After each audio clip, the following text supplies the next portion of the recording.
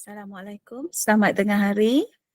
Sebelum program kita bermula, saya memberi sedikit maklumat lah ya. Okey, untuk maklumat hadirin sekalian, saya harap hadirin dapat memberikan perhatian sepenuhnya semasa webinar ini berlangsung. Di penghujung program webinar ini, sesi soal jawab bersama ahli panel akan diadakan. Jadi tuan-tuan tak perlulah interrupt in between ya, tunggu sehingga akhir dan akan ada sesi soal jawab selama lebih kurang 30 minit. Okey, dan saya mohon kepada para hadirin untuk melibatkan diri semasa sesi soal jawab tersebut. Sama ada tuan-tuan boleh onkan mic dan bercakap. Sekiranya tuan-tuan on mic, tolong perkenalkan diri dan juga daripada sekolah mana, ataupun boleh juga untuk menulis soalan tersebut di bahagian Q&A nanti ya, akan dipaparkan nanti ya. Okey, dan pautan kehadiran dalam bentuk QR code akan diberikan, iaitu pautan kehadiran untuk ke SPL KPM, dan juga pautan untuk menjanai sijil juga akan disediakan di hujung program webinar ini. Jadi saya harap semuanya akan bersama kami sehingga ke penghujung program ini. Terima kasih.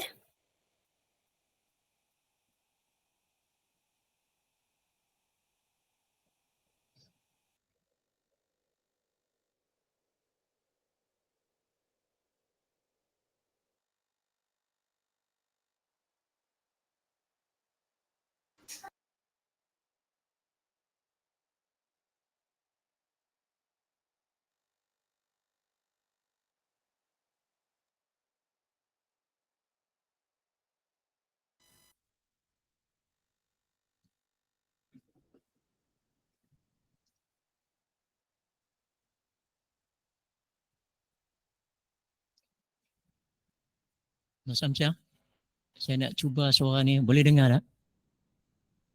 Boleh dengar. Okey, terima kasih.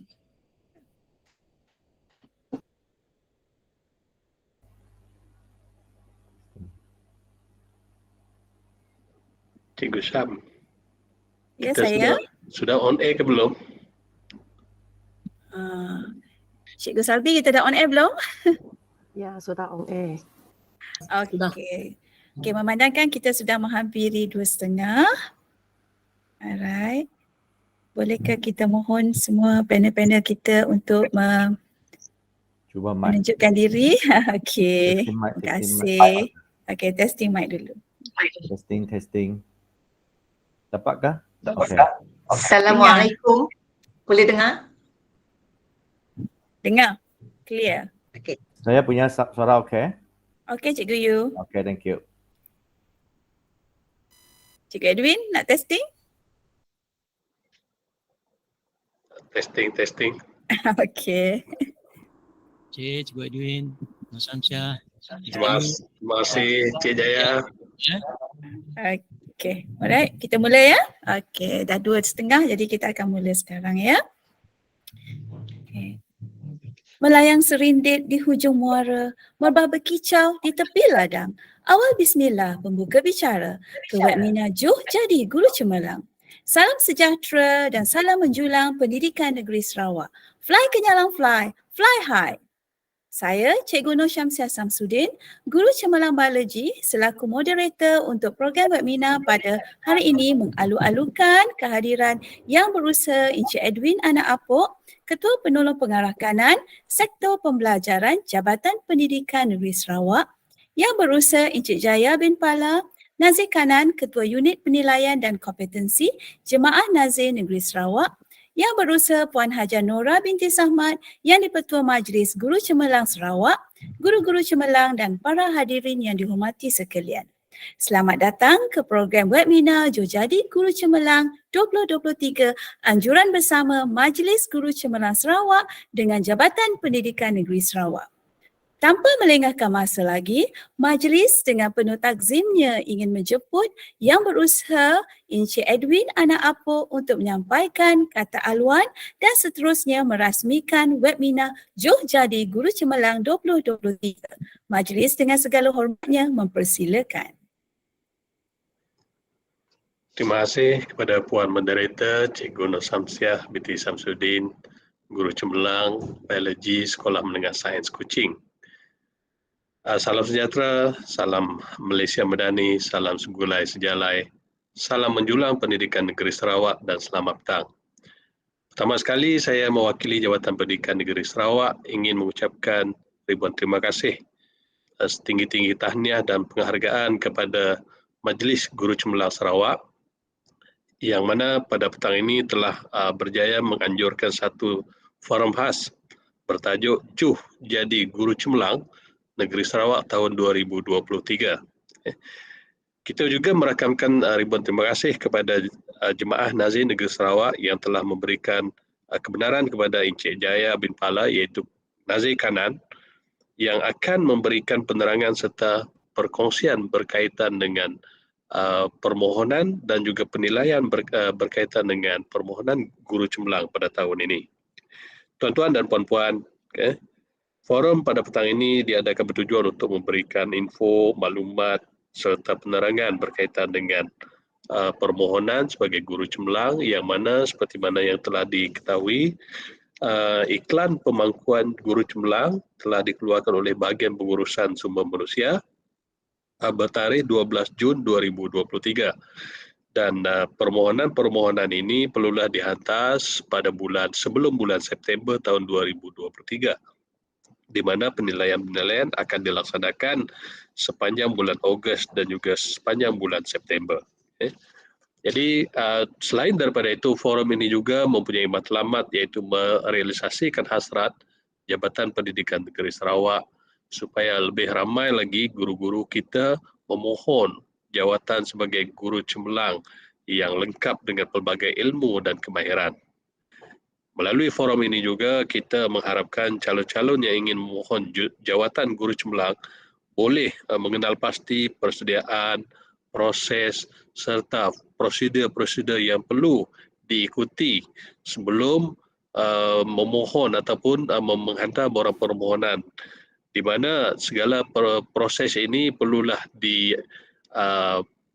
ataupun dipatuhi, di mana nanti seperti mana yang telah dinyatakan di dalam surat ataupun dalam iklan permohonan itu, sekiranya permohonan-permohonan ini mempunyai isu ataupun tidak lengkap daripada segi dokumentasinya, maka ianya tidak akan dibuat penilaian. Dengan itu, sebab itu pada petang ini kita menjemput orang yang paling sesuai iaitu Encik Jaya bin Pala, salah seorang daripada ketua yang mengetuai unit penilaian di Jemaah Nazir Negeri Sarawak untuk memberikan penerangan dan tips-tips kepada rakan-rakan guru kita bagaimana mengisi borang permohonan dan juga prosedur-prosedur yang diperlukan. Untuk makluman sidang GM sekalian, kita juga pernah mengadakan forum seumpama ini pada tahun 2021 bertarikh 4 Disember 2021, 4 Disember hari ini 4 Julai. Jadi pada masa itu juga Encik Jaya telah berkongsi banyak maklumat dan tips-tips kepada rakan-rakan guru kita. Jadi untuk makluman sidang GM, sebenarnya dalam mesyuarat bersama-sama dengan bahagian profesionalisme guru dan juga bahagian pembangunan sumber manusia Kementerian Pendidikan pada minggu lepas, kita di JPN, di Jabatan Pendidikan Negeri telah diarahkan untuk mengadakan satu sesi bersama-sama dengan golongan ataupun kumpulan-kumpulan yang terlibat, sama ada di PPD, di sekolah dan sebagainya, bagaimana kita nak mempromosikan. Sebab untuk makluman rakan-rakan GM, setakat 2 Julai 2023 ini, permohonan di negeri Sarawak adalah sejumlah 9 permohonan. 9. Itu yang telah dimaklumkan oleh bahagian pengurusan sumber manusia dan juga bahagian profesionalisme guru.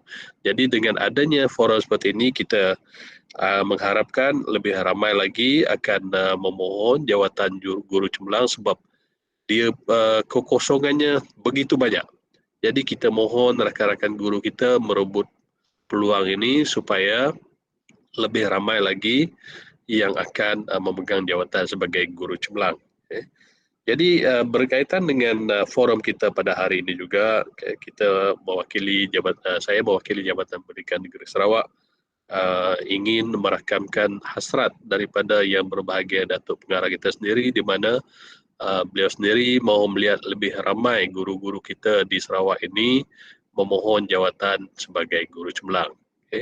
Jadi dengan adanya forum ini dan juga info daripada yang pertama nanti Encik Jaya bin Pala, Ketua Unit Penilaian Jemaah Nazir Negeri Sarawak, dan juga yang kedua daripada Encik Yew Koh Wu, Guru Cemerlang Pendidikan Seni Visual DG52, dan juga satu-satunya guru cemerlang kita yang memegang jawatan grade Hasi, Guru Cemerlang Pengajian Am Tingkatan 6, Puan Hajah Nora binti Samad. Jadi daripada penerangan 3 orang panel ini nanti, kita mengharapkan dan juga kita memohon supaya rakan-rakan guru kita yang berprestasi cemerlang di sekolah-sekolah supaya merebut peluang ini dan juga merealisasikan hasrat kita untuk meramaikan ataupun memperbanyakkan lagi bilangan guru cemerlang di negeri kita Sarawak. Untuk makluman rakan-rakan di sidang DM, untuk situasi pada masa ini, negeri Sarawak mempunyai kekosongan GC guru cemerlang yang begitu banyak. Jadi kadang-kadang isu ini bilangannya adalah berkaitan juga dengan perjawatan yang ada. Ramai daripada rakan-rakan kita yang sebelum ini GC bila sampai kepada tahap KUP, jadi ini akan menjadi isu. Jadi nanti panel-panel kita akan menerangkan bagaimana situasi ini boleh kita atasi dan juga kita dapat meningkatkan martabat profesion perguruan kita, terutamanya di negeri Sarawak. Jadi saya bagi pihak Jabatan Pendidikan Negeri Sarawak dengan ini merasmikan forum Juh Jadi Guru Cemerlang Negeri Sarawak tahun 2023. Selamat berforum dan sekian, terima kasih. Majlis merakamkan jutaan terima kasih kepada Encik Edwin atas kesudian Tuan merasmikan webinar kita pada petang ini. Sebelum kita beralih kepada isu yang akan dibincangkan, izinkan saya memperkenalkan sekali lagi walaupun Encik Edwin sudah memperkenalkan panel-panel kita.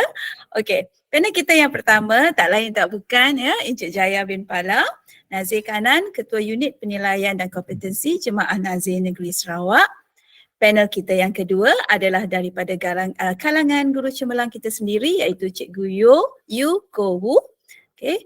Guru cemerlang 52 bagi subjek seni visual dari SMK Methodist Sibu.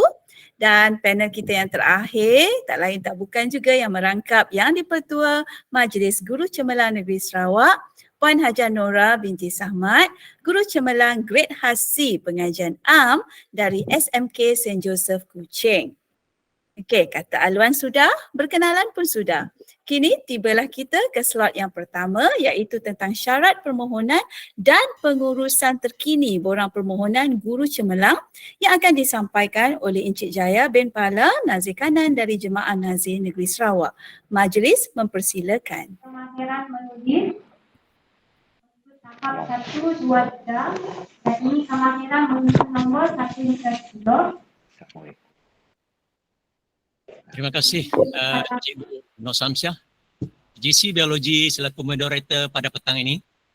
Assalamualaikum dan salam sejahtera, salam madani. Yang berusaha KPP Kanan Sektor Pembelajaran JPN, Saudara Edwin Anak Pok.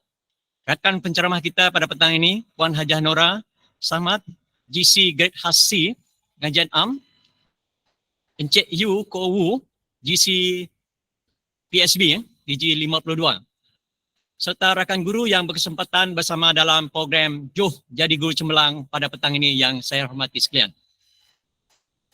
Terima kasih kepada JPN Negeri Sarawak dan Majlis GC Sarawak kerana berinisiatif menganjur program seumpama ini bagi memberi ruang dan peluang pada guru kita di luar sana untuk mendapat input yang terkini dalam memohon pemangkuan guru cemerlang pada tahun ini. Semoga program ini akan memberi info dan impak yang berguna dalam persediaan permohonan guru cemerlang pada petang ini. Rakan guru yang saya hormati sekalian, sebelum pergi jauh, ingin saya kongsikan data permohonan guru cemerlang setakat semalam yang telah diwar-warkan oleh KPP kita tadi setakat 2 daripada Julai 2027. Okey, pada tahun 2021 permohonan kita seramai 128 orang tetapi dinilai hanya 56. Saya kira yang ini lebih kurang dalam 43% saja. 43% daripada permohonan daripada 128. 128 tu terdiri daripada seluruh negeri Sarawak dan 30 PPD di negeri Sarawak. Kita tengok angka yang sebegitu sedikit pada kita lah sebagai orang yang telah melihat dari atas tu. Pada tahun 2022 seramai 196 permohonan tetapi yang dinilai hanya 94 orang sahaja, iaitu lebih kurang 47% saja mereka yang layak dinilai. Dan pada tahun ini setakat semalam, sebab saya sendiri adalah orang yang bertanggungjawab ke atas permohonan guru GC di negeri Sarawak, kita hanya menerima 11 permohonan saja setakat semalam jam 6 petang. Tuan-tuan dan puan-puan, daripada data ini, kita boleh simpulkan bahawa permohonan ataupun calon-calon kita di negeri Sarawak ini masih lagi belum banyak maklumat dalam permohonan guru cemerlang. Tahun ini, tuan-tuan dan puan-puan, kaedah permohonan adalah melalui e-pangkat. Sebelum tuan-tuan memohon nanti, pastikan e-operasi dikemaskinikan. Kalau tuan-tuan dan puan-puan mengemaskini e-operasi, maka dengan mudah e-pangkat itu diakses dengan data-data tuan-tuan dan puan-puan yang dilengkapkan tadi. Lengkap, mudah diakses.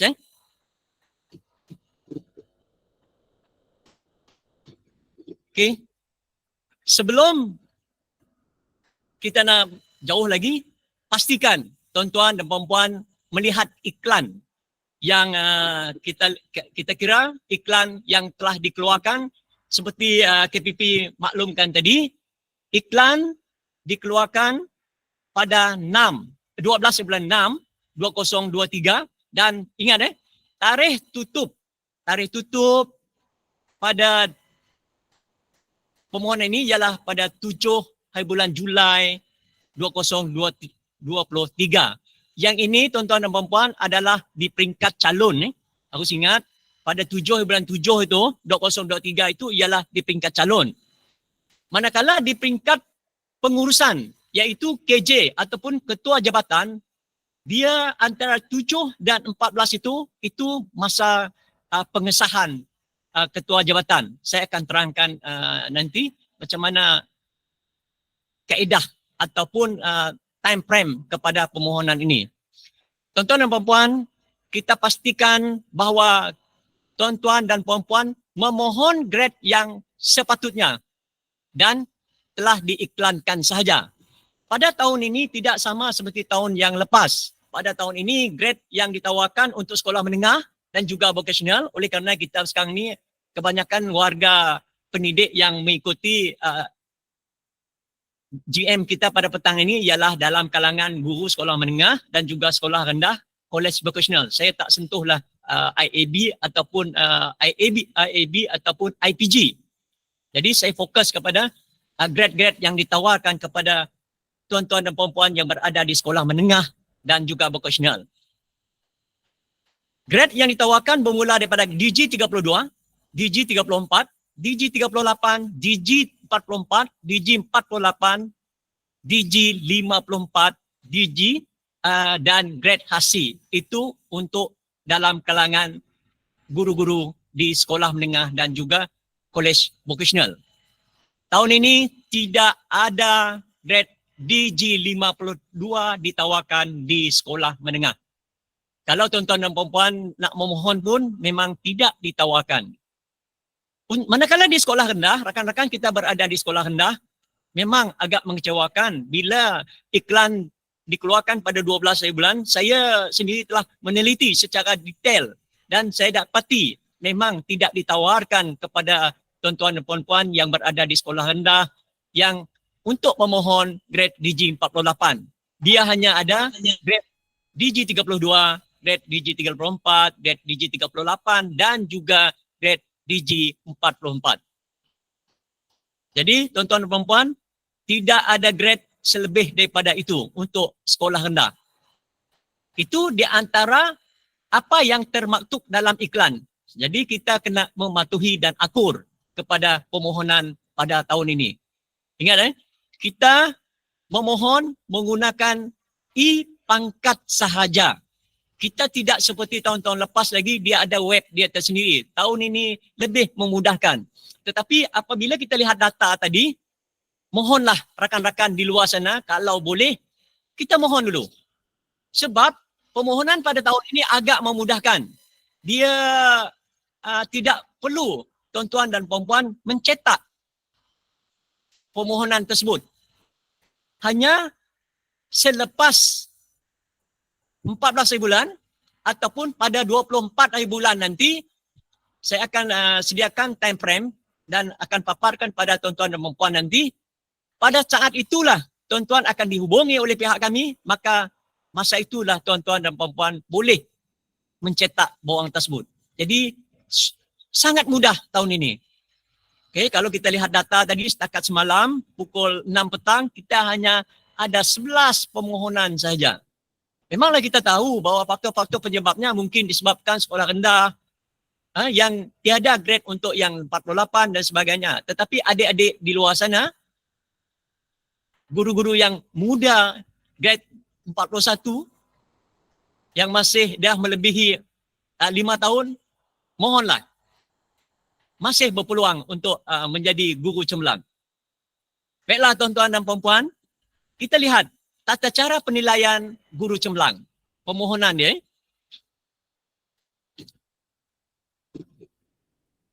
Syarat utama dalam proses menentukan calon yang layak untuk dinilai adalah calon mestilah memenuhi 2, iaitu satu syarat umum dan satu lagi yang disebut syarat khusus. Apa yang disebutkan syarat umum? Apa yang disebut di syarat khusus? Syarat umum yang saya maksudkan di sini ialah tuan-tuan mesti berada, tuan-tuan telah disah dalam pejawatan. Maksudnya di sini tuan-tuan telah dilantik dan disah dalam grade semasa. Contohnya kalau DG41 di situ tuan telah dinaikkan grade 41. Dan untuk makluman, calon yang sedang memangku adalah tidak layak untuk memohon. Yang kedua dah saya terangkan. Yang ketiga, markah wajaran untuk PB3P. Untuk ini tuan-tuan dan puan-puan, tahun ini LNPT ataupun penilaian bersepadu pegawai perkhidmatan pendidikan itu, kita akan melihat sekurang-kurangnya 4 tahun, 3 tahun, sekurang-kurangnya 80% bagi tahun 2020, 2021 dan juga 2022.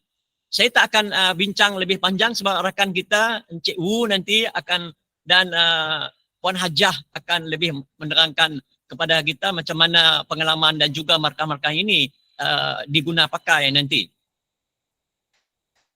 Dan untuk pengisytiharan harta, yang kelima tu, tuan-tuan dan puan-puan, dalam tempoh 5 tahun, mesti sudah mengemukakan pengisytiharan harta. Ataupun dalam kaedah kami, di peringkat cut-off point, kami akan melihat pada 7 hari bulan 7 nanti.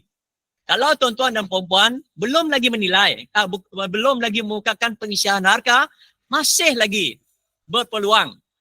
Sebab kami akan melihat pada 7 hari bulan 7, 2023 untuk pengisytiharan harta itu tersebut. Yang keempat itu lulus tapisan keutuhan, yang ketujuh, yang keenam lulus tapisan keutuhan SPRM. Yang ini tak ada masalah tuan-tuan dan puan-puan. Kalau di peringkat permohonan ni kita minta saja secara online, dia akan dalam masa 2 jam, tak sampai 1 hari dia akan luluskan. Tetapi untuk perkara yang keenam ni juga kita tidaklah mengambil berat ataupun tidaklah begitu mementingkan sangat lapisan ini semasa memohon nanti. Jadi dia bukan satu masalah kepada tuan-tuan dan puan-puan untuk memohon ni, yang perkara keenam ni. Ketujuh ialah bebas daripada senarai peminjam tegar ataupun pinjaman pendidikan ini. Maksudnya di sini dia tak ada dah blacklist dalam pinjaman tersebut. Yang ke-8 ataupun yang penting sekali, tahun ini dia tak macam tahun yang lepas ataupun tahun-tahun yang lepas. Perakuan oleh ketua jabatan ini, kalau tahun-tahun sebelum ini, mungkin tuan-tuan dan puan-puan yang memohon itu dapat melihat ketua jawatan menyokong ataupun tidak. Tetapi tahun ini dia ada satu time frame dia tersendiri, iaitu pada tarikh 17 hingga 14 tu, tarikh tersebut, tugas ketua jabatan untuk mengesah, membuat perakuan sama ada menyokong ataupun tidak. Itu di antara yang dikatakan dalam syarat umum. Manakala syarat khusus pula tuan-tuan dan puan-puan, harus lihat secara detail. Ini yang dikatakan khusus. Juga tahun ini dia berbeza seperti tahun-tahun lepas, tidak lagi memberi ruang sebab permohonan mungkin kita melihat kepada kota tu, jadi dia lebih kepada ada yang untung, ada yang rugi. Bagi saya itu perkara biasa dalam permohonan itu. Kalau kita lihat, kalau 32 hingga 38, tuan-tuan dan puan-puan, 32 tahun yang keempat, maksudnya tahun yang kelima itu baru boleh memohon. 34, 38, tahun yang keempat, tuan-tuan dan puan-puan boleh memohon. Kerana tuan-tuan dan puan-puan akan diikat. Maksudnya di sini kita akan melihat kepada LNPT tadi 3 tahun berturut-turut. Maksudnya sini pada tahun 2020, 2021 dan 2022. Maka ketika tahun ini kita akan melihat LNPT. Seseorang calon tersebut untuk kita key in markah mereka. Dia mesti lengkap 3 tahun. Maka tahun yang ketiga bolehlah memohon. Kalau tuan-tuan dan puan-puan berada di grade 41, nak pergi ke 44, dia tahun yang kelima tu baru boleh memohon. Manakala kalau 44 pergi 48, tahun yang keempat. 48 pergi ke 52, ini disekatakan untung. Kalau kita lihat laluan Guru Cemerlang versus KUP ni, time base, kalau kita lihat formulanya ialah 8863. Manakala kalau kita skop kepada 48 hingga 52, ini tahun yang keempat. Mana tuan-tuan dan puan-puan boleh memohon. Mana ke situ dah keistimewaan ataupun yang saya katakan keuntungan pada tuan-tuan dan puan-puan. Manakala untuk grade 52 hingga 54 dan seterusnya grade HC, di sini dia memerlukan tahun yang keempat. Memang tuan-tuan dan puan-puan di luar sana, apa faedahnya saya memohon apabila saya berada di grade 52 untuk 54? Kerana time base dengan permohonan guru cemerlang adalah sama 3 tahun. Kan itu yang berlega di pemikiran tuan-tuan dan puan-puan. Tetapi itulah yang telah ditetapkan oleh BPSM kepada pihak kita. Kita terpaksa aku. Maka kita juga akan melihat kepada 3 tahun betul-betul tersebut tentang LNPT grade. Di samping tuan-tuan dan puan-puan, semua grade daripada 32 hingga grade HC ini, tuan-tuan dan puan-puan mesti mempunyai pengalaman sebelum memohon 3 tahun mata pelajaran yang nak dipohon. Saya ulang sekali lagi, 3 tahun mata pelajaran yang tuan dan puan ajar di sekolah. Okey, itu yang dikatakan syarat umum dan juga syarat khusus. Saya ambil sikit masa lagi. Untuk penyediaan guru cemerlang ini, untuk dokumen guru cemerlang, tahun ini tak juga seperti tahun-tahun lepas. Tahun-tahun lepas, bila mohon, tuan-tuan dan puan-puan mesti cetak borang tersebut. Tetapi tahun ini permohonannya telah dipermudahkan, tetapi juga dipermudahkan juga dari segi penyediaan dokumentasi itu. Dokumentasi tuan-tuan dan puan-puan hanya dicetak apabila tuan-tuan dan puan-puan memohon pada 24 hari bulan nanti, tuan-tuan dan puan-puan akan dimaklumkan melalui e-pangkat. Tuan-tuan dan puan-puan akan dimaklumkan melalui e-pangkat bahawa tuan-tuan dan puan-puan layak ataupun tidak dicerap ataupun dinilai lapangan oleh pihak JNN Sarawak. Jadi tahun ini agak mudah, tidak ada tahun lepas kena tunggu tempoh masa yang agak panjang. Tetapi tahun ini 24 hari bulan ni, hari ini dah 4 hari bulan, 20 hari lagi dan permohonan kita mempunyai berapa hari lagi? Ada 8 hari lagi. Hari tutup ialah 12 hari bulan. Jadi saya merayulah kepada rakan-rakan di luar sana supaya kita di antara negeri yang mempunyai permohonan yang tertinggi lah. Itu yang kita harapkan. Begitu juga harapan kepada KPP tadi, Encik Edwin, kita nak jadikan bahawa rekod negeri Sarawak ialah permohonan guru cemerlang yang agak tinggi.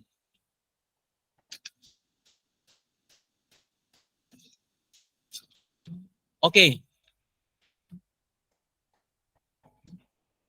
Saya kira saya akan pergi kepada sebelum permohonan. Ada satu ni time, inilah garisan ataupun garis masa pelaksanaan penilaian GCPC tahun 2023. Tuan-tuan dan puan-puan ingat tarikh-tarikh, ada 5 tarikh penting yang tuan-tuan dan puan-puan harus ingat. Satu ialah pada 12 Jun tu, seperti yang saya telah beritahu, permohonan dibuka dan permohonan pada tahun ini melalui e-pangkat. Jangan lupa tuan-tuan, puan-puan, sekali lagi saya ingatkan bahawa e-operasi itu tolong kemaskini dulu, baru kita pergi kepada e-pangkat ni supaya dia berjalan lancar. 7 hari bulan Julai, permohonan ditutup. 7 hari bulan ni, permohonan ditutup.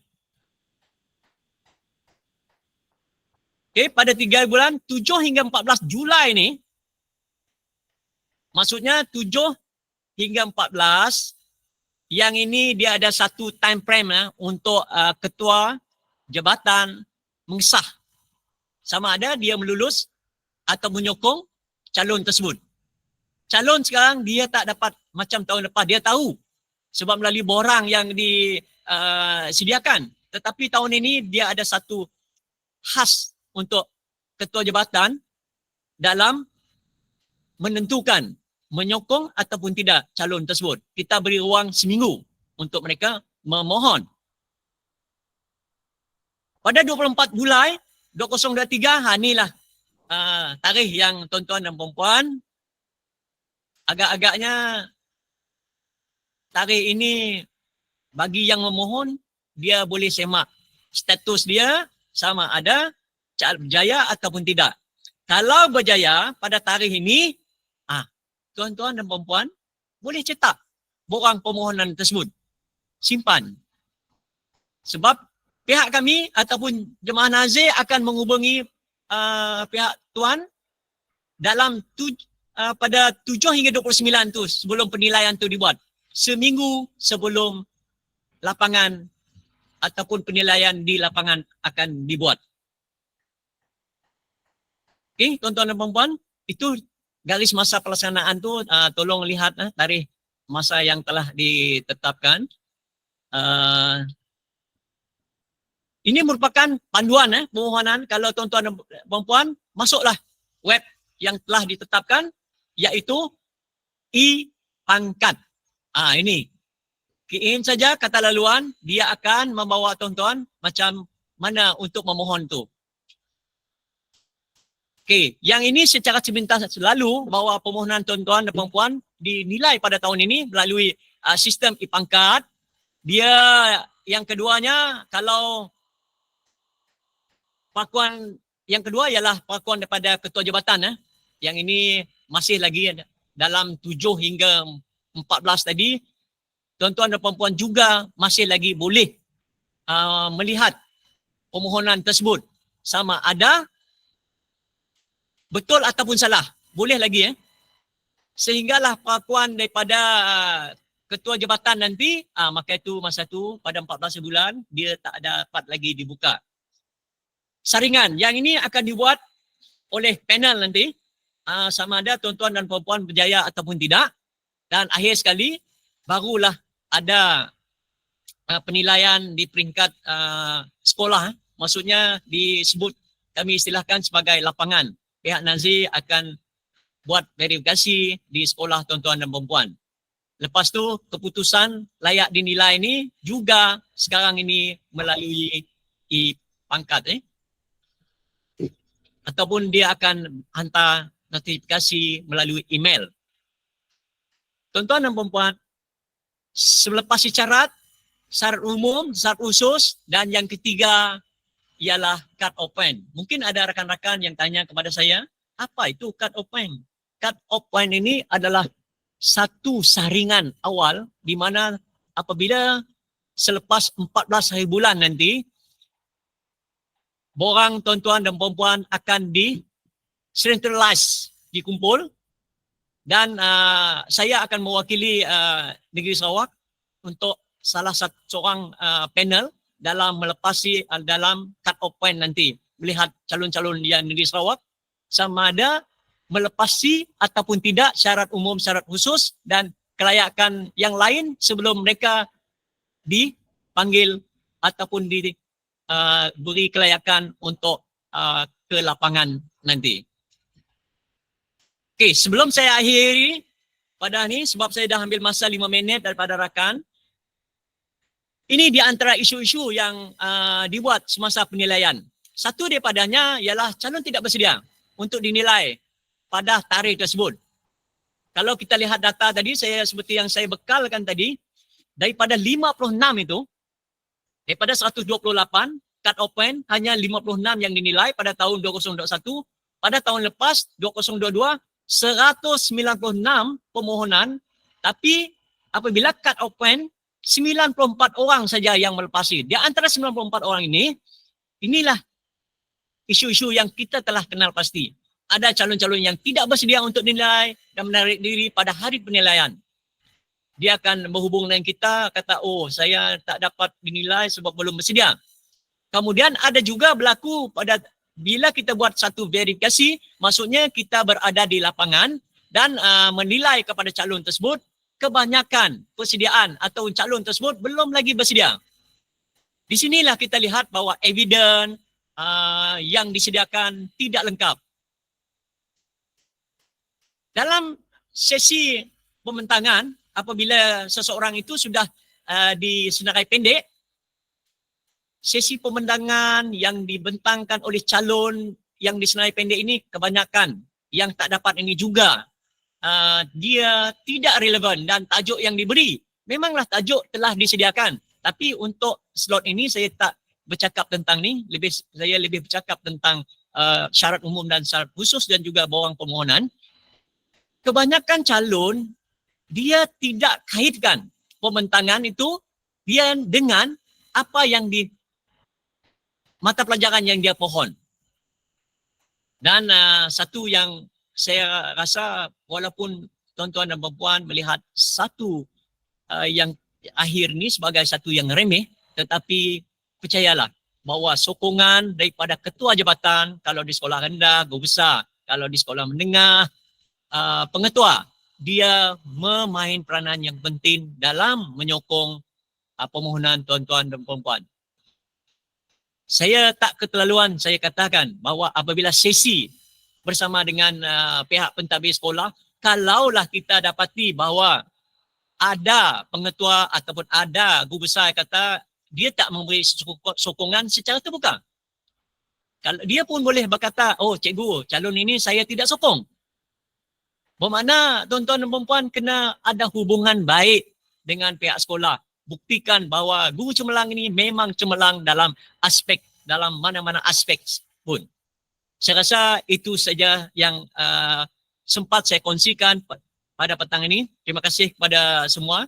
Semoga dapat memberi manfaat kepada yang rakan-rakan guru yang terlibat di luar sana. Sekian, terima kasih. Terima kasih Encik Jaya atas penerangan yang begitu jelas tadi. Diharapkan penerangan tadi dapat dijadikan panduan kepada semua guru-guru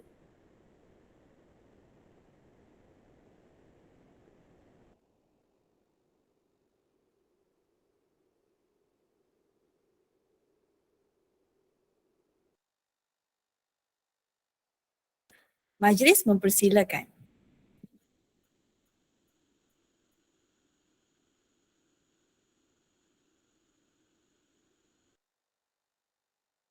Cikgu Yu, mic belum buka lagi.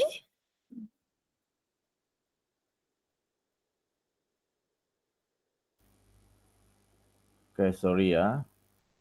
Terima kasih kepada moderator Puan Noshansia dan salam sejahtera kepada semua. Selamat petang. Izinkan saya berkongsi pengalaman saya tentang persediaan permohonan GC 54 yang tahun lepas.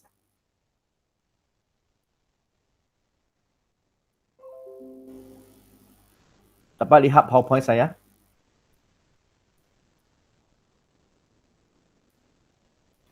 Boleh Cikgu Yu. Boleh ya? Okey. 3 petak ini sangat penting semasa cikgu nak memohon, okey, untuk guru cemerlang. 3 ini sangat penting. Okey, yang kompetensi, pemantauan dan pencerapan PTP yang standard 4 SKPNG 2 ini, ketiga-tiga ini semasa cikgu memohon GC ini, cikgu harus faham ketiga-tiga petak ini dan cikgu harus sediakan faham-faham atau dokumentasi yang secukupnya untuk cikgu memohon.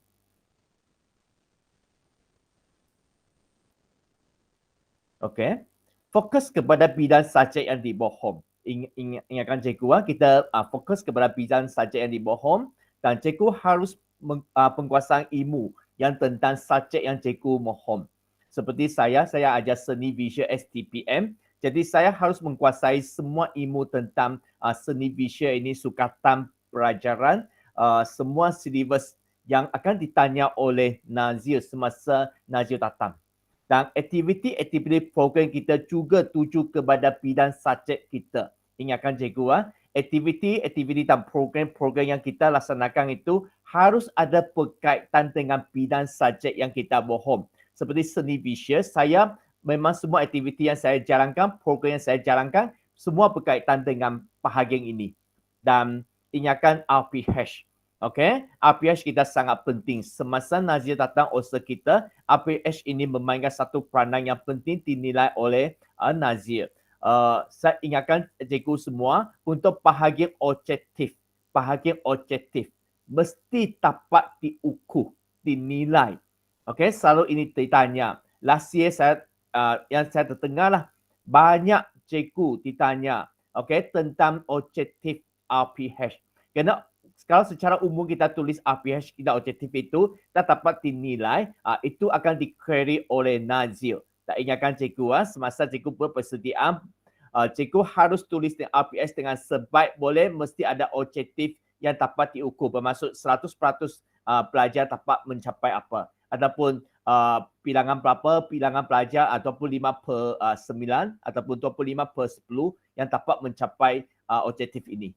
Ingatkan, cikgu harus ada figure di sana.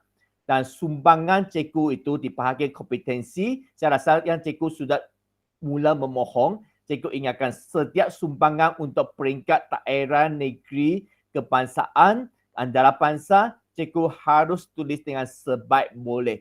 Gunakan yang pencapaian tertinggi itulah cikgu masukkan di bahagian kompetensi. Dokumentasi bermaksud FAR itu merupakan kerja rutin kita. Jadi semasa kita memohon GC, ingatkan cikgu, kita mula sudah buat persediaan tentang dokumentasi semua dan kemaskan FAR yang kita ada, Dan inilah FAR yang saya sediakan semasa Nazir datang, FAR meja panitia, FAR sukatan pelajaran, ataupun TSKP sekarang yang Form 1 sampai Form 5 gunakan TSKP, dan FAR analisis keputusan sekolah. FAR ini agak penting kerana Nazir dia akan lihat analisis keputusan sekolah ataupun awang yang seperti sekolah menengah kita ada SPM dengan STPM. Mereka akan lihatlah 3 tahun ke belakang ini.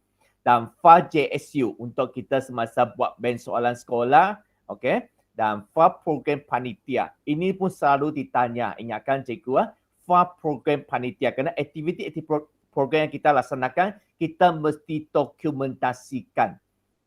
FAR program dan FAR kemenjadian pelajar ini kita harus ambil gambar ataupun sijil ataupun apa-apa yang pencapaian pelajar kita dalam satu FAR. Dan FAR kajian tindakan dan inovasi. Sekarang kajian tindakan dan inovasi semakin penting dan semakin dinilai oleh Nazir. Dan kita tahu semasa kita mengisi borang, e-pangkat, kalau cikgu sudah masuk e-pangkat, cikgu tengok ada satu bahagian. Perlu cikgu tulis penulisan cikgu, kajian tindakan ataupun penyelidikan ataupun modul-modul. Dan ada satu bahagian yang hanya cikgu perlu tulis iaitu inovasi. Sorry Cikgu Yu, to disturb. Saya rasa Cikgu Yu punya slide tak running. Dia hanya first page saja sekarang ni. Sorry.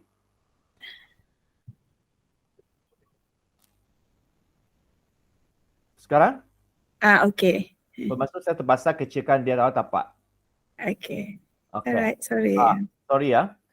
Inilah FAR yang saya sediakan semasa Nazir datang. Sebenarnya FAR ada lagi banyak kerana FAR yang saya sediakan ada banyak. Jadi saya tidak membimbangkan cikgu ataupun merisaukan cikgu yang memohon GC ini. Sebenarnya yang 10 FAR ini hanya Nazir akan ditanya sahaja. Yang lain jarang Nazir yang tanya-tanya yang FAR yang lain. Yang 10 ini cikgu harus adalah di sekolah. Di sekolah. Slide kedua yang tadi inilah. Yang slide kedua. Fokus kepada bidang saja yang dimohon.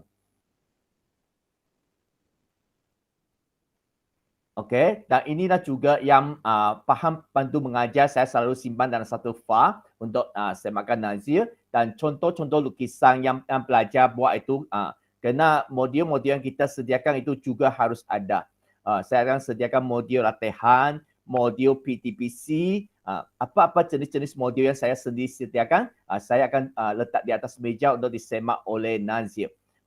Dan ingatkan, sijil kita perlu simpan dalam satu FAR. Saya simpan satu FAR untuk sijil anugerah yang saya dapat dan satu sijil penghargaan peringkat antarabangsa dan kebangsaan dan sijil penghargaan peringkat negeri dan sijil penghargaan bahagian daerah. Kalau cikgu tak begitu banyak, mungkin cikgu simpan satu FAR sijil untuk peringkat antarabangsa, kebangsaan, negeri dan daerah dan sekolah cukup. Dan sijil akademik kelulusan kita untuk disemak oleh Nazir dan sijil-sijil penyataan apa yang kita ikut ataupun yang latihan-latihan yang kita mengikuti. Kita perlu ada satu file di sana. Okey, dan album foto, ingatkan cikgu yang nak memohon GC ini, ingatkan kita perlu buat persediaan, bermaksud setiap aktiviti kita jalankan, kita mesti dokumentasikan, kita mesti mengambil gambar. Ingatkan cikgu, kita mesti mengambil gambar apa aktiviti dijalankan di dalam kelas, di luar kelas, kita mesti mengambil gambar untuk membuktikan kita telah melaksanakan program-program tersebut.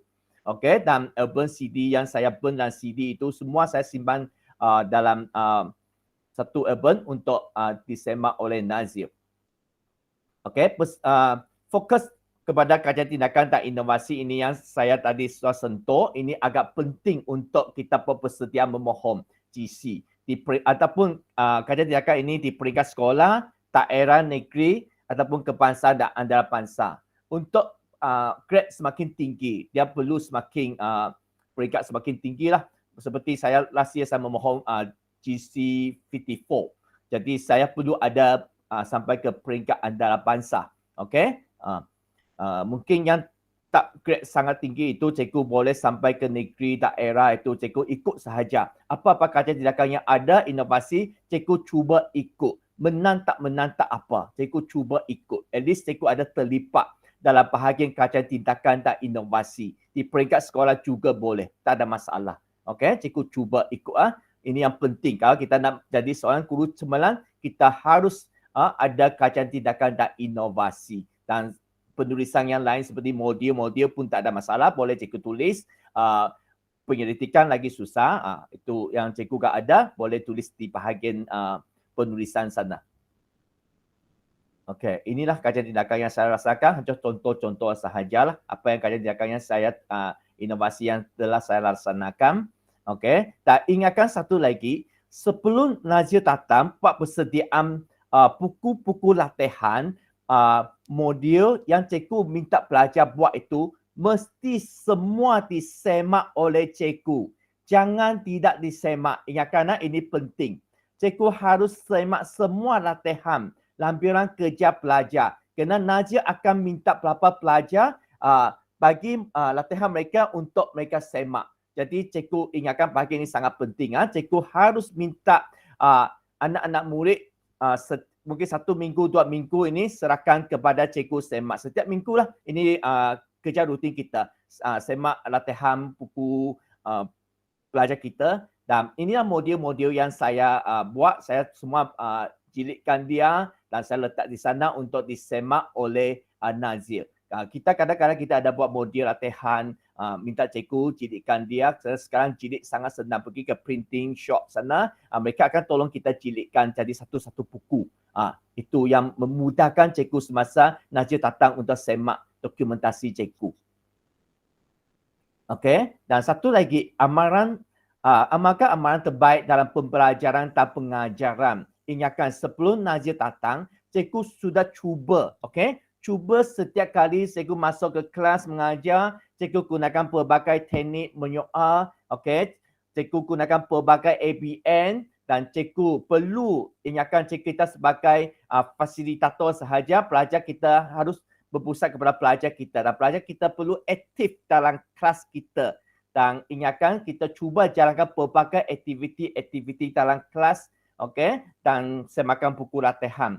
Inilah bahagian untuk cikgu amalkan dalam kelas semasa cikgu perlu sebelum cikgu di-observe oleh Nazir nanti supaya cikgu biasakan. Kita tak boleh buat rehearsal cikgu. Ingatkan kita tak boleh buat rehearsal semasa Nazir datang kita sudah ajar part ini baru Nazir datang kita pada pelakon. Jangan. Kita biasakan. Okey, dalam semasa cikgu sudah hantar semua borang permohonan, cikgu cubalah. Okey, mula cuba gunakan pelbagai teknik dalam kelas, biarkan pelajar biasa. Okey, biarkan pelajar kita aktif dan biarkan kita betul-betul nanti Nazir datang, pelajar kita akan bekerjasama dan kita sama-sama mengajar pelajar dengan secara yang aktif dalam kelas. Ingatkan ini bahagian yang agak sangat penting. Kerana bahagian ini saya rasa markah yang sangat tinggi untuk dinilai oleh Nazir. Jadi bahagian ini cikgu harus laksanakan dengan sebaik boleh. kerana ini adalah kerja kita yang mengajar. Dan sediakan PowerPoint, okey. Kita sebelum Nazir datang, kita perlu sediakan PowerPoint berdasarkan tasar pendidikan kita PPPM, 6 apresiasi murid, 5 apresiasi sistem dan 11 anjakan transformasi itu. Yang berkaitan dengan bidang. Tadi Encik Jaya, okey, sudah memberitahu kita perlu PowerPoint itu perlu berkaitan dengan bidang kita. Okey, bidang kita yang itu saya bagi contoh yang semasa PowerPoint yang saya sediakan. Ini contoh sahaja PowerPoint yang saya sediakan, mungkin ada kelemahan dia. Cikgu-cikgu nanti sediakan PowerPoint, cikgu boleh baikikan dia lah.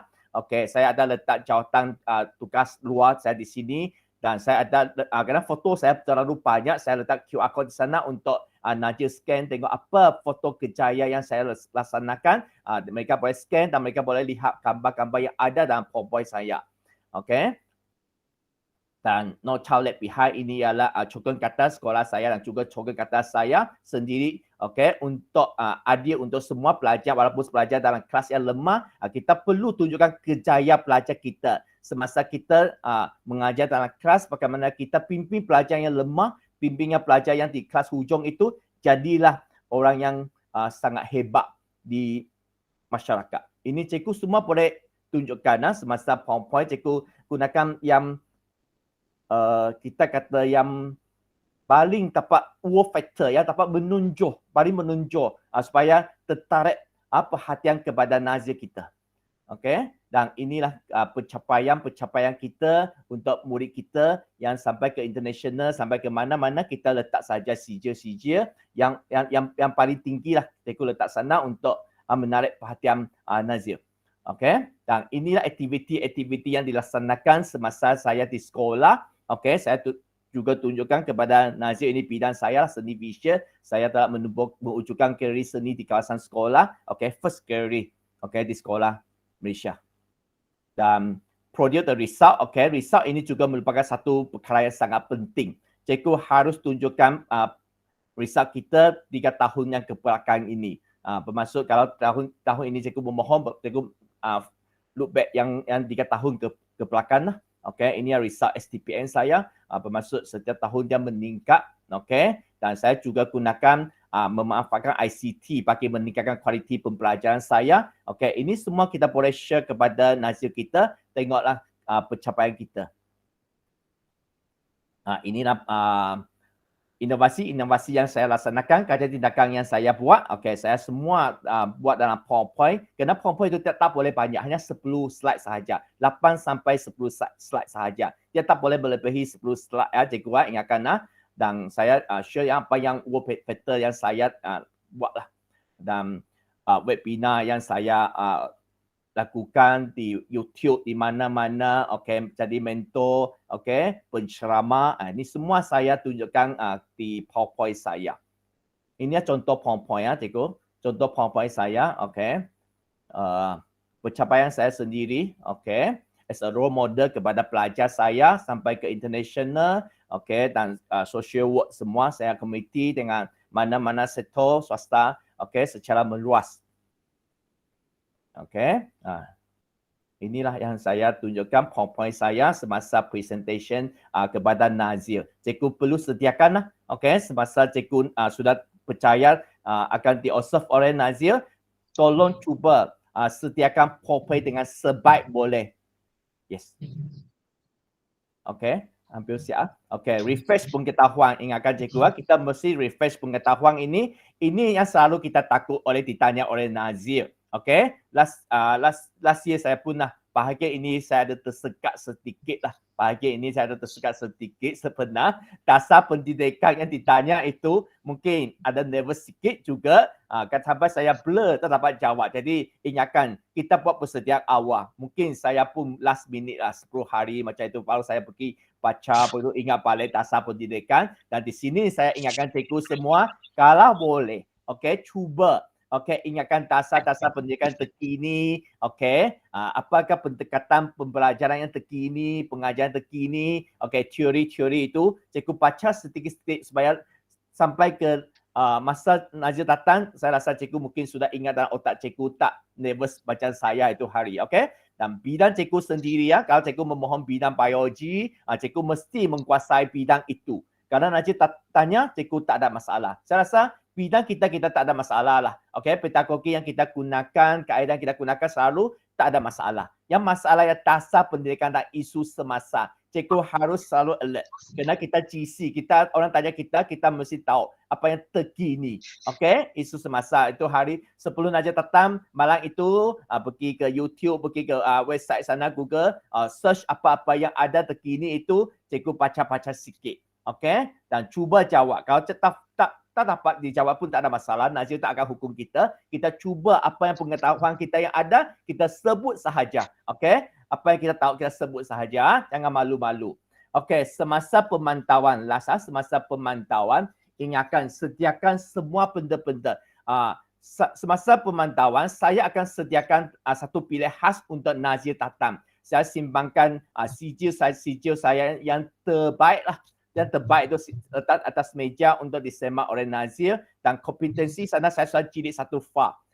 Yang permohonan sana saya sudah jilid satu file yang tebal untuk bagi ke pengetua, saya akan bagi kepada Nazir. Saya rasa tahun ini mungkin pun adalah. Okey, semua bagi ke Nazir untuk dia semak. Dan file-file saya susun di atas meja ikut urutan. Okey, dari 1 sampai ke 40. Saya ikut, cikgu tak perlu menggunakan, jangan tengok file saya begitu banyak, cikgu risau takut atau perlu sebenar. Nazir pun tak cek semua file. Dia tak ada masa cek semua file. Dia akan cek yang file-file penting yang tadi saya senaraikan sahaja. Cikgu jangan risau, kata, wah cikgu you banyak file, apa pun lebih di sana di atas dua baris meja itu.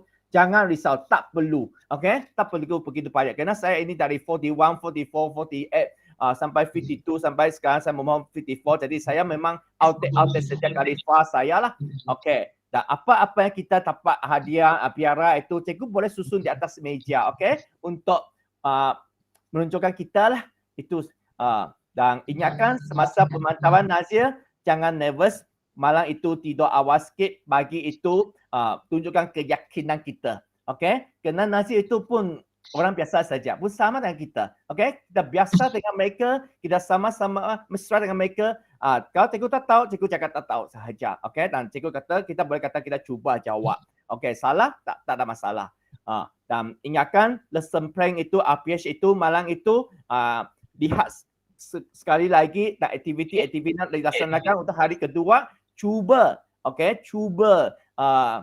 lihat balik lagi supaya cikgu nanti masuk kelas, cikgu tidak nervous. Dan sediakan PowerPoint, sediakan ICT, apa-apa kaedah yang terbaik untuk hari itu, cikgu cuba. Sekian, terima kasih. Inilah sharing saya. Thank you. Okay. Terima kasih Cikgu Yu atas perkongsian tentang persediaan dan pendokumentasian tadi. Mesti ada wow factor ya, kata Cikgu Yu tadi. Okey.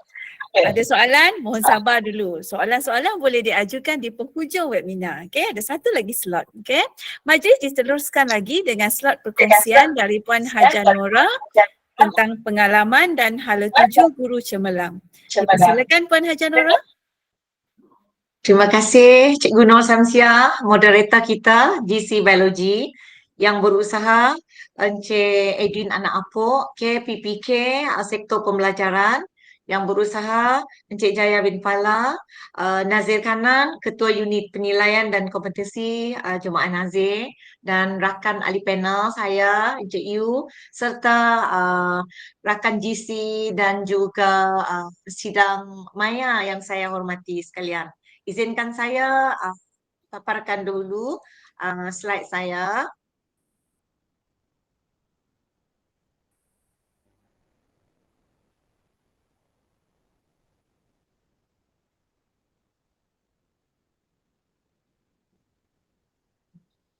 Okey, ada nampak Cikgu Syam? Nampak. Boleh nampak.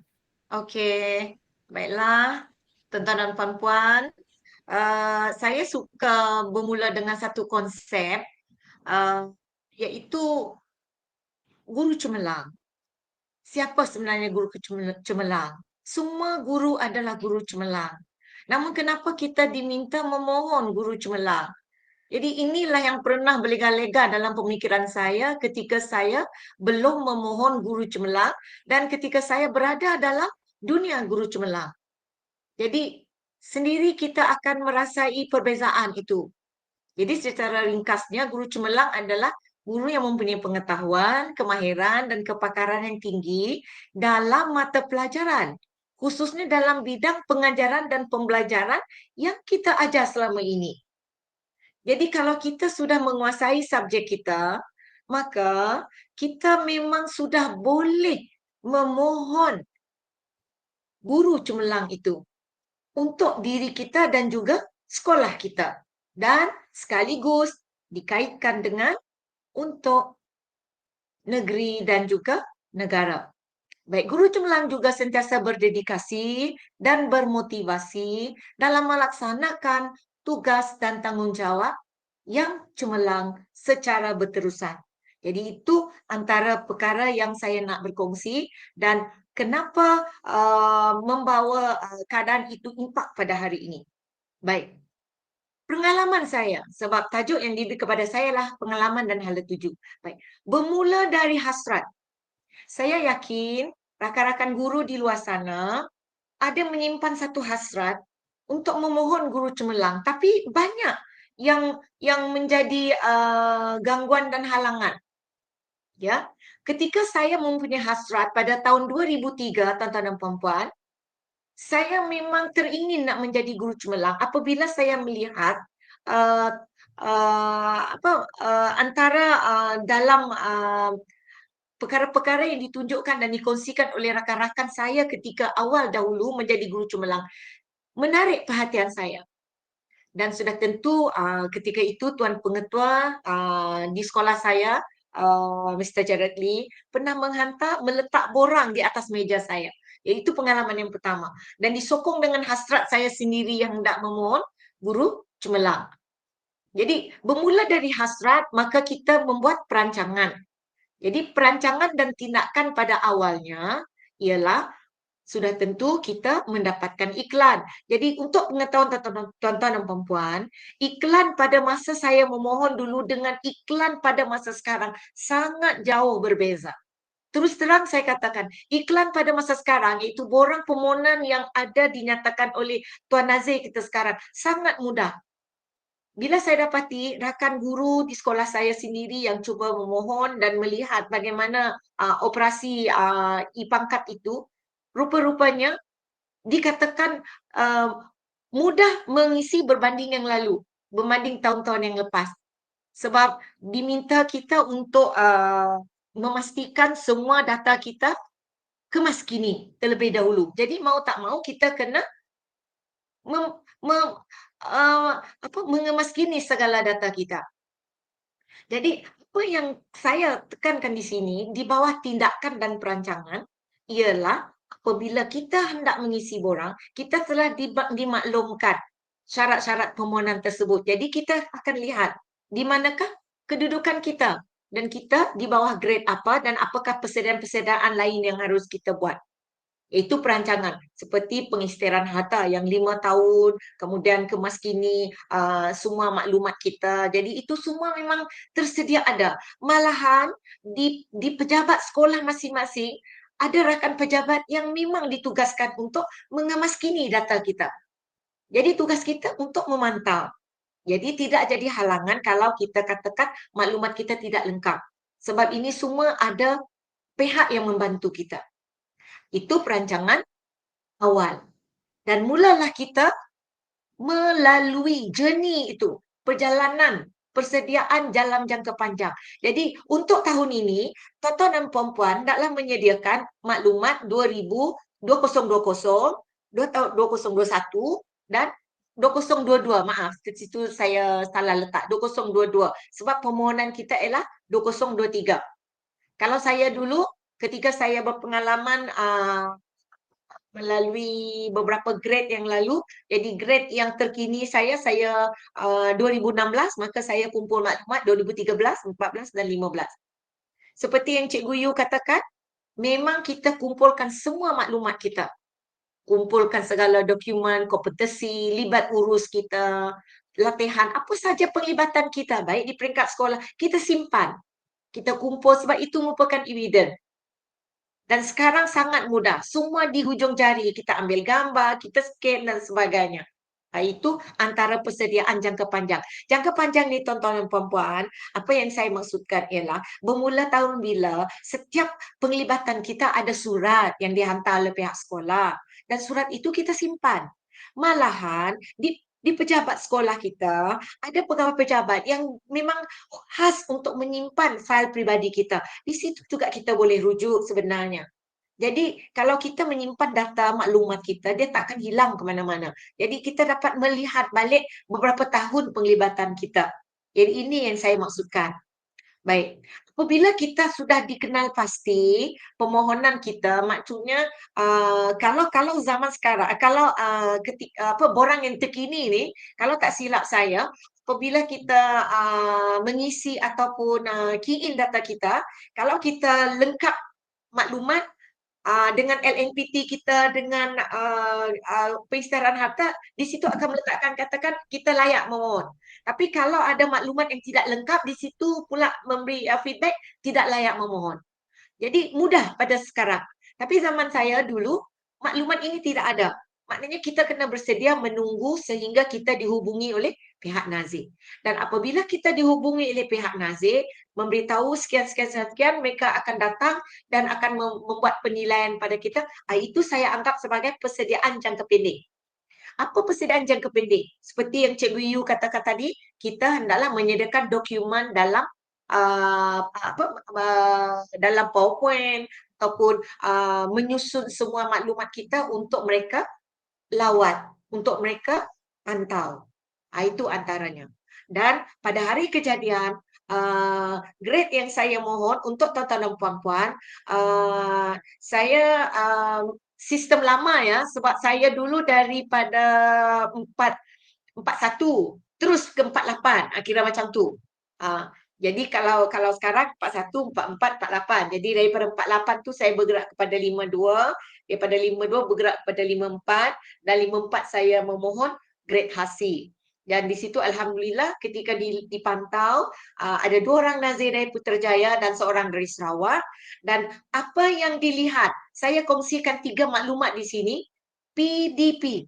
Tuan-tuan dan puan-puan, kena jaga PDP kita. Pastikan PDP kita melibat 6 aspirasi murid. Maksudnya di sini 6 aspirasi murid yang saya nak kaitkan ialah apakah 6 itu? Identiti nasional, kemahiran bahasa, pengetahuan, kepimpinan, kemahiran berfikir dan etika kerohanian. Jadi 6 itu seolah kena blend dalam situasi PDP kita. Dia melihat dari situ. Adakah tidak daripada 6 itu, sekurang-kurangnya ada 4 berlaku dalam classroom ketika kita mengajar. Kemudian, pihak nazir akan menemubual, interview siapa pentadbir sekolah kita, mana-mana rakan sekolah kita, AKP juga turut ditanya, staf swasta seperti pihak pengawal keselamatan ataupun yang pembersih tanda dan sebagainya, mereka akan tanya, kenal atau tidak dengan kita? Maaf, kenal atau tidak dengan kita? Dan selain itu, anak murid kita sendiri.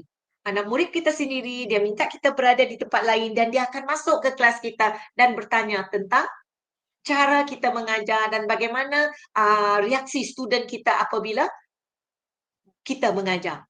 So dari situ memang kita tak tahu apakah jawapan anak murid kita kepada nazir. Dan perkara ketiga ialah slide perbentangan haruslah kita sediakan. Dan slide ini telah banyak ditunjukkan oleh Cikgu Yu. Memang sama, tak lain tak bukan, memang sama. Yang penting bidang kita. Saya bidang pengajian am, jadi saya akan memaparkan apa saja libat urus yang berkaitan dengan pengajian am. Jadi di situ kita akan lihat. Tetapi tidak juga saya nafikan, saya turut memaparkan bidang-bidang yang lain. Misalnya saya dilantik sebagai guru rumah sukan, saya juga terlibat dalam majalah sekolah. Jadi kita paparkan. Dan juga dalam bidang kita jadi guru penasihat kepada pasokan-pasokan kelab ini dan sebagainya. Kita boleh paparkan. Yang kita kata ini adalah sumbangan kita. Jadi, tapi kita punya main tadi adalah bidang yang berkaitan dengan mata pelajaran kita. Baik. Ini antara laluan yang saya lihat. Kalau tuan-tuan dan puan-puan perhatikan, time base masa saya dulu adalah sebelum 2013, jangka masanya agak panjang. Tapi saya berusaha menggunakan laluan guru cemerlang, jadi dapat pendeklah. 12 tahun bermaknanya daripada DG3 dulu terus kepada 48. Kemudian daripada 48 ke 52 saya 5 tahun. Tapi dulu time base 6 tahun. Cikgu, tuan-tuan dan puan-puan bandingkan sekarang lah. Time base sekarang macam mana? Meskipun saya dulu menunggu begitu lama, tapi sekarang telah dipendekkan. Daripada 52 kepada 54.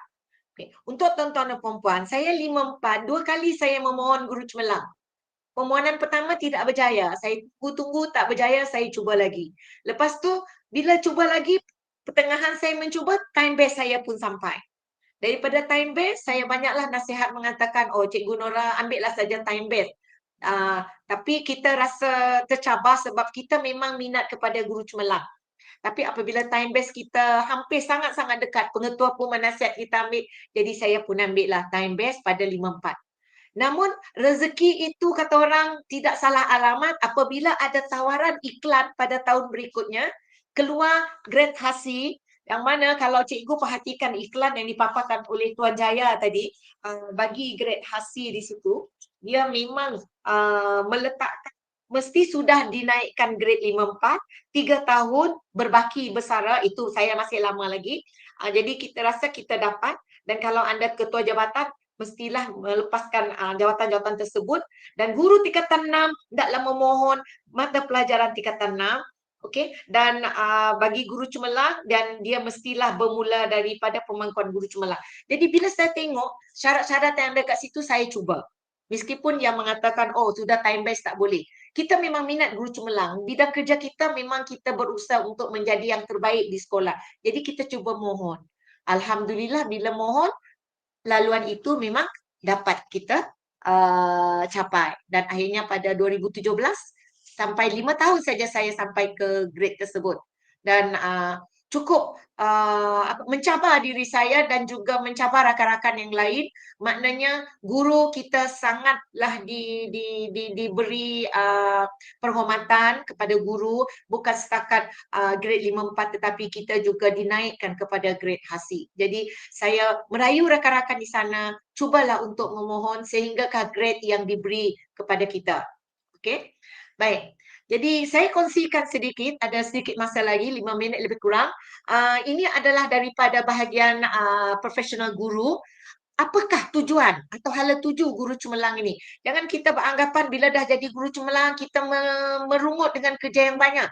Tidak, kita sebenarnya ada penghargaan diberi. Di sebelah satu sudut lagi, kita juga turut memberi sumbangan. Jadi antaranya ialah satu, laluan pantas. Kedua, kekal tugas kita yang sedia ada. Kalau kita guru pengajian am, kita tetaplah guru pengajian am. Tak pula dia beri kita guru bahasa Melayu contohnya lah. Kalau diberi pun kita beritahu kita adalah guru cemerlang subjek ini. Jadi maknanya kita kekal tugas yang sedia ada. Itu yang dimaksudkan. Kemudian apakah peluang? Peluang yang ada, selalunya peringkat sekolah, kalau ada guru cemerlang di sekolah tersebut, dia akan bertanya pada guru cemerlang itu dapat tak dia menghadiri atau satu apa-apa peluang yang ada. Dan kita antara peluang, kita antara guru yang dapat menyertai peluang tersebut dan peluang untuk naik pangkat juga cerah. Itu dari sudutnya. Kerana apa? Sebab kalau kita melalui guru cemerlang, laluan dia pantas. Itu yang dimaksudkan dekat situ. Kongsi. Kita akan berkongsi pelbagai macam hari ini kita dapat berkongsi dan kita juga dijemput untuk berkongsi dengan rakan-rakan sekolah kita yang lain. Jangan kita menolak sebab kita selalu dilihat mempunyai kelebihan. Jadi kalau kita tidak tahu dalam bidang itu, kita cuba cari. Saya ambil satu contoh. Misal kata untuk berkongsi dalam bidang komunikasi, nak menjadi majlis guru pengacara majlis, protokol dan sebagainya. Saya pernah dijemput untuk bercakap dalam bidang itu. memang bukan bidang kita, tapi kita tak bolehlah terus menolak 100%. Kita katakan kita akan cuba. Jadi peluang kita mendapat maklumat dari luar lebih senang berbanding rakan yang lain. Kita banyak kontak, kita banyak maklumat untuk mendapat maklumat perkara-perkara yang diperlukan oleh rakan sekolah. Jadi kita dapatlah berkongsi dengan mereka. Sebab perkongsian daripada guru cemerlang itu yang menjadi perkara penting untuk rakan-rakan kita dan juga untuk diri kita. Jadi apa yang kita tidak tahu jangan terus menolak. Kita sendiri dulu dapatkan maklumat untuk membantu rakan-rakan kita. Motivasi, ya sudah tentu guru cemerlang boleh memotivasi rakan, pelajar dan sekeliling kita. Suri teladan. Memang betul, kitalah orang yang pertama yang akan menjadi teladan kepada rakan yang lain. Termasuklah siapa-siapa yang pihak luar datang ke sekolah kita, pihak sekolah mesti akan minta pandangan. Kita jangan melihat dari sudut negatif, kenapa kita saja dipanggil, jangan berfikiran begitu. Kerana mereka menghormati kita sebagai guru cemerlang, minta pandangan kita. Jadi kita bantu. Dan satu lagi pengiktirafan, ini sangat penting. Guru cemerlang mendapat pengiktirafan, bukan setakat daripada kerja-kerja yang diberi, tetapi dari sudut gaji yang kita dapat.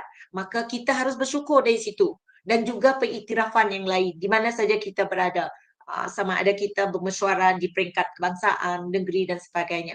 Dan kualiti kerja kita haruslah mantap. Dengan kata lain, result kita harus kita jaga dengan betul dan juga PDP kita di dalam kelas harus dilihat dengan secara yang positif. Itu sebenarnya. Kalau ada rakan guru mengadu betapa susahnya mengajar kelas ini, kita coba bantu. Mungkin kita minta rakan guru datang ke kelas kita ataupun boleh tak kita masuk kelas dia yang dia rasa sangat bermasalah pelajar tu. Beri peluang kita masuk kelas tu. Jadi ini cara kita berkongsi, peer coaching. Contohnya lah kalau dalam PLC.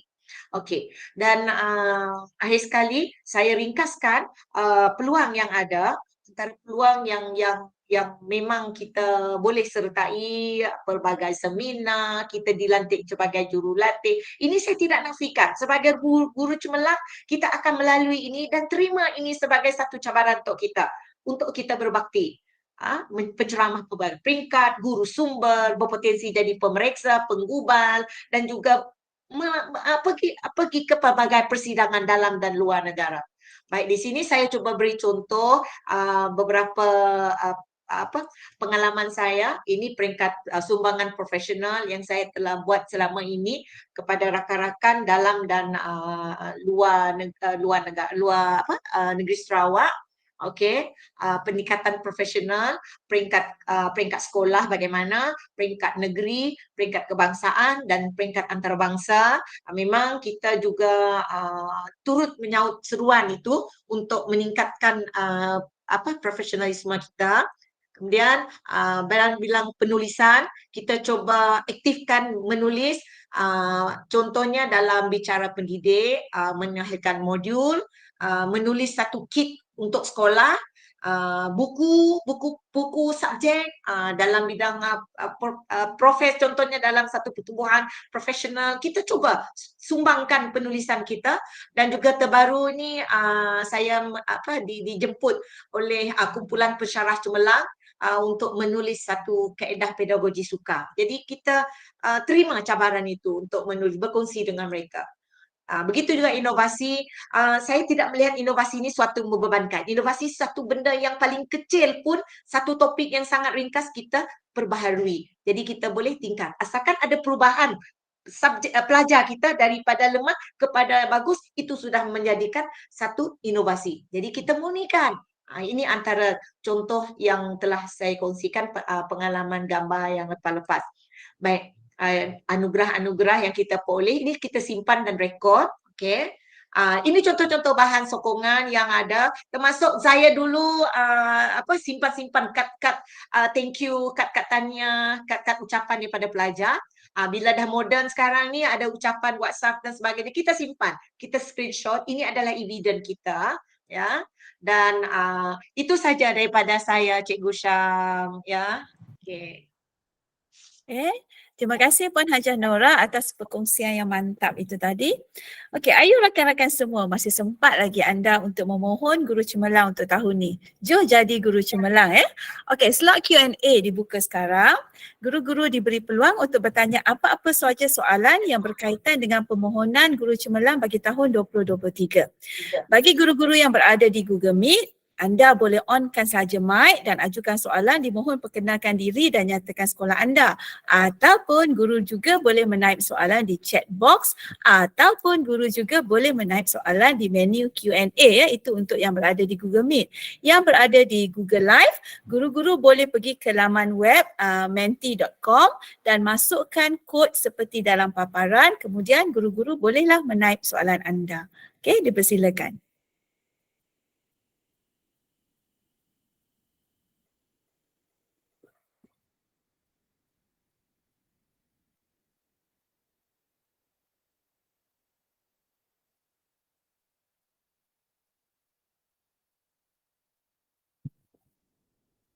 Okey, ada soalan ke para hadirin? Sekiranya ada apa-apa soalan, saya bagi dalam 1-2 minit lagi.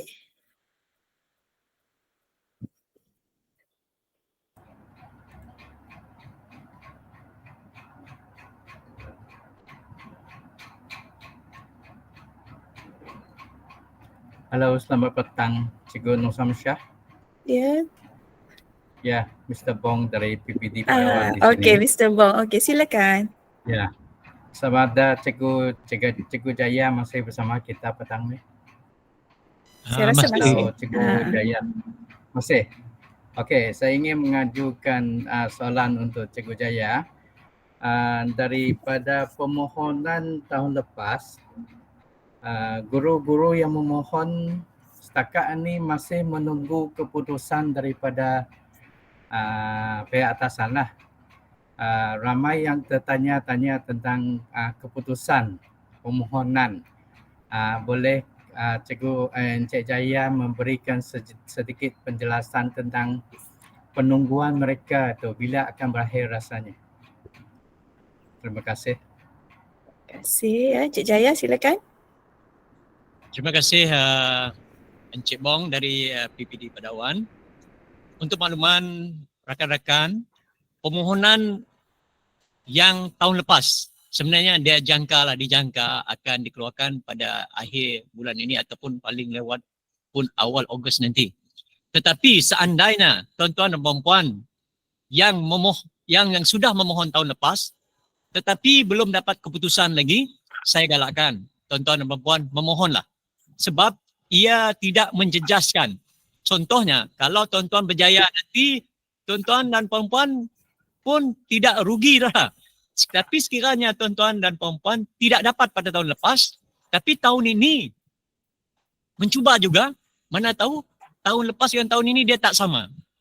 Sebab tuan-tuan dan puan-puan dah mengikuti perkembangan yang terkini pada tahun ini. Jadi mungkin perkara-perkara yang harus dibuat yang tidak berlaku lagi pada tahun lepas. Itu contoh. Jadi nasihat saya, kalau keputusan belum keluar, mohon saja. Terima kasih. Okey, terima kasih Encik Jaya. Okey, saya ambil dari soalan yang saya jumpa daripada chat tadi, daripada awal tadi, daripada Cikgu Ida Riana binti Jamat. Soalannya, berapa slide pembentangan yang ditetapkan semasa pembentangan tu, berapa jumlah slide yang diperlukan? Saya rasa untuk ini mungkin Cikgu Yu boleh share sebab Cikgu Yu dah banyak kali dah membentang. Cikgu Yu? Okey. Sebenar tadi saya sudah sentuh yang bahagian ini. Kita hanya boleh 8 sampai 10 slide sahaja. Tak boleh melebihi 10 slide. Okey. 10, only 10 lah slide. Dan slide itu perlu berkaitan dengan dasar pendidikan kita yang PPPM tu. Ingatkan cikgu lah, selalu linkkan dengan PPPM kita, plan kita. Okey. Okey. Okey, terima kasih Cikgu Yu. Okey, harap mendapat jawapan Cikgu Ida Riana. Okey, kemudian ada satu lagi soalan yang kita boleh nampak di paparan itu. Kenapa guru bimbingan dan kaunseling GC ada saya rasa sekejap ya, mohon maaf saya tengok tadi. Guru bimbingan dan kaunseling dapat mohon GC ke? Ini mungkin Cik Jaya yang perlu jawab ya. Cik Jaya Terima silakan. kasih untuk makluman tuan-tuan dan puan-puan. Untuk guru cemerlang, untuk GC, bimbingan kaunseling itu memang ditawarkan untuk sekolah menengah mengikut grade yang telah kita luluskan lah. Contohnya daripada DG 44 tu sehingga grade khas C. Yang tak ditawarkan hanya grade khas DG 52 saja. Ditawarkan. Cuma apabila tuan-tuan dan puan-puan dapat nanti, kaedah dia penilaiannya tak sama dengan guru yang mengajar. Kita mempunyai instrumen macam mana untuk melihat kepada kaedah atau permohonan guru dalam kalangan kaunselor ini. Terima kasih. Okey, terima kasih Cikgu Jaya. Dah halang-halang Cikgu Jaya teruskan sebab ada yang juga soalan daripada Cikgu Chu Lui Yu ni. Dia tanya kenapa pula grade 52 tidak ditawarkan ya bagi sekolah menengah? Okay, Adakah untuk cikgu? grade 52, dia bukan saja tidak ditawar untuk sekolah menengah, sekolah rendah dan sekolah menengah tahun ini. KB pun tidak ditawarkan, IAB pun tidak ditawarkan. College vocational IAB tu dia dalam kumpulan sekolah menengah juga tidak ditawarkan. Sebenarnya bukan masalah pentadbiran. Masalah ni ialah kita di pihak Jemaah Nazir adalah penilai saja untuk pengeluaran kota tu grade adalah di bawah BPSM. Minta maaf bahagian itu saya untuk mewakili bahagian Nazir ni tidak ada mengetahuilah tentang kota untuk 52 kenapa dia tidak ditawarkan. Tetapi memang pihak Jemaah Nazir sudah memohon untuk dia diperuntukkan grade. Contohnya sekolah rendah itu daripada tahun lepas lagi kita telah menyuarakan untuk grade DG 48 dan 52 itu adalah perkara yang biasa, dia tak ada stop. Tetapi tahun ini dia tak dikeluarkan. Itu di luar bidang kami lah. Minta maaf lah Tuan. Okey, terima kasih Encik Jaya. Saya rasa kalau kita tengok yang bahagian daripada menti.com ni juga mungkin juga Encik Jaya juga kena jawab kot. Saya akan time base DG 48 tahun depan iaitu 2024. Apa option permohonan yang sesuai untuk saya? Soalan tu dia agak ni sikit lah. Tolong baca soalan tu macam mana? Saya akan time base DG 48 tahun depan iaitu 2024. Apa option permohonan yang sesuai untuk saya? Okey, yang ini kalau dia tanya saya apa option, saya akan maklumkan kepada pemohon, dia pengalaman tu terletak kepada guru tu sendiri. Dia yang tahu apa option yang dia ajar. Contohnya kalau option dia mengajar tu bahasa Inggeris contohnya untuk 3 tahun berturut-turut, itulah option dia. Tetapi kalau dia dah time based, ada keinginan juga untuk memohon sebagai guru cemerlang, mohon, tak ada masalah. Kan kita yang nanti apabila keputusan keluar yang mana yang terdahulu, kemudian cikgu ataupun pemohon itu boleh memilih yang mana yang terdahulu itu. Adakah jawapan tu membantu? Okey jugalah kot. Satu lagi ya. Okey, banyak betul soalannya. Daripada Cikgu Ilham, soalannya pentadbir sekolah masih ada peluang untuk memohon GC? Okey, untuk pentadbir sekolah yang penolong kanan, kalau pengetua guru besar dia tak ada peluang penolong kanan dia berpeluang untuk menjadi guru cemerlang dengan syarat 3 tahun berturut-turut mengajar mata pelajaran yang ditawarkan dan juga yang dipohonkan oleh guru tersebut. Terima kasih. Ada lagi juga untuk Cikgu Jaya. Dia tulis lagi ni kepada Cikgu Jaya. Adakah guru cemerlang hanya terhad kepada guru yang mengajar bidang option masing-masing saja? Bagaimana dengan guru-guru yang tidak mengajar option? Okey, terima kasih Saudara Adli yang sebenarnya kalau kita lihat option itu masa memohon itu apabila dah lengkap 3 tahun yang keempat permohonan itu apa saja mata pelajaran yang dipohon itu dianggap sebagai option. Sebab dah 3 tahun berturut-turut. Maka tuan-tuan dan puan-puan boleh memohon option mata pelajaran yang diajar itu sebagai option pilihan mata pelajaran yang dipohon. Walaupun option yang lain, contohnya dalam kita sebagai guru mengajar 2-3 mata pelajaran yang ditawarkan, terutama yang sekolah rendah. Ada juga di sekolah menengah jugalah mengajar beberapa mata pelajaran. Mana yang utama? Kalau mata pelajaran yang utama itu, contohnya bahasa Melayu, cikgu mengajar ada lebih daripada 3 tahun dan banyak menyumbang dalam bahasa Melayu. Maka itu adalah pilihan yang tepat. Berbanding kalau cikgu mengajar contohnya sejarah, hanya dalam kelas tu 2 kelas saja ataupun berapa subjek saja berbanding dengan bahasa Melayu tadi. Kalau nak memohon juga untuk mata pelajaran sejarah tersebut, sedangkan banyak sumbangan cikgu dalam kalangan bahasa Melayu, maka ini saya rasa tidak tepat. Sebab sumbangan itu memberi wajaran yang sangat banyak kepada cikgu juga. Okey, terima kasih. Okay, terima kasih Encik Jaya. Okey, soalan seterusnya saya ambil lagi 2 soalan saja, tapi soalan seterusnya saya bagi kepada Puan Hajar Nora. Sekiranya saya hanya tinggal 2 tahun lagi untuk naik pangkat secara time base, adakah ini dikatakan tidak berbaloi untuk memohon, Puan Hajar?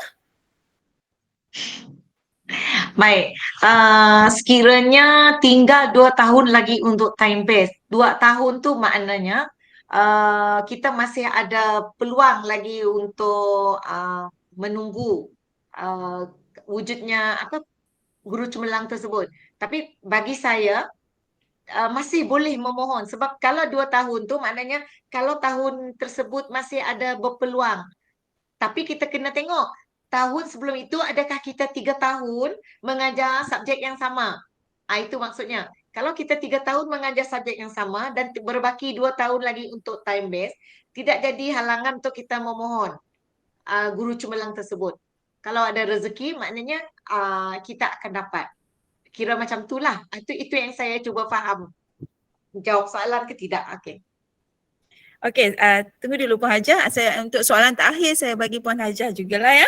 Ada tadi saya nampak Cikgu Daniel dia tanya, bagaimana kita nak menggalakkan rakan guru sekolah memohon guru cemerlang? Dah berbuih mulut untuk menyeru rakan guru di sekolah tapi masih tiada sambutan. Okey, saya gunakan pengalaman saya sendiri kepada rakan-rakan dan juga berkolaborasi dengan tuan pengetua di sekolah. Contohnya, okey, bagi rakan guru cemerlang, kita cuba membantu mereka bermula dari persediaan borang itu sendiri. Maknanya kita tubuhkan satu kumpulan tim Telegram dan sebagainya, mereka yang berpotensi, tapi kita kena collaborate dengan pengetua dulu, siapakah yang layak untuk memohon grade ni, grade ni, grade ni.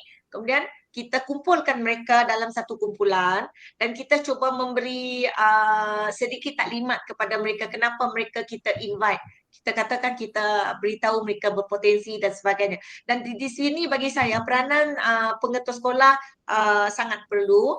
Dia hendaklah bersama dengan kita untuk menyokong rakan-rakan yang kita recognize sebagai berpotensial ini. Maka dari situlah kita bermula untuk menerangkan cara mengisi borang, cara menyimpan file dan sebagainya. Dan kita ajak rakan-rakan ini untuk sama-sama berkongsi maklumat. Kita beri peluang mereka memberi taklimat, beri peluang untuk mereka berkongsi. Jadi saya rasa dengan cara ini mereka tidak merasa diri jadi guru cemerlang itu sangat membebankan, tapi sesuatu yang sangat menarik perhatian sebab mereka boleh berkongsi, mereka boleh dapat maklumat dan ada rakan membantu dan sebagainya. Itu yang saya cuba apply di sekolah saya dan dia sangat membantu dan dapat dilihat sokongan daripada tuan pengetua tersebut untuk tuan pengetua kepada guru cemerlang dan juga daripada rakan guru cemerlang itu sendiri yang sama-sama membantu rakan yang memohon. Itu. Okay, terima kasih Puan Ajan. Ni last question ya, sorry, minta maaf sebab kita masa sangat mencemburui. Jadi saya ambil last question sebelum kita stop. Sekiranya cikgu masih ada soalan lagi, nanti boleh saja berhubung dengan Puan Hajar Nurul ataupun kami. Soalan last ni saya bagi pada Encik Jaya ya, sebab saya nampak dia berkaitan dengan permohonan. Jadi cikgu ni mungkin perlu tahu jawapan dia ya. Saya ingin bertanya tentang jadual waktu yang perlu diletakkan dalam e-pangkat. Adakah 3 tahun dan yang terkini sahaja iaitu 2020, 2021, 2022 dan 2023. Encik Jaya? Jawapan saya mudah saja. Jawapannya ya. Itu. Okey. Lengkapkan saja yang tahun 2020, 2021, 2022 tu dan tahun semasa 2023 tersebut. Okey, last one lagi. Dia Takut cikgu PJ. 2023 nanti ialah untuk penilaian tu nanti kalau tuan tu dapat. Okey. Tu guru PJK boleh ke mohon GC Encik Jaya? Okey, jawapan juga mudah, ya. Sebab tahun ini, tahun lepas kita mempunyai 2 daripada PJK. PJ dah ada pemohon. Okey, terima kasih Encik Jaya.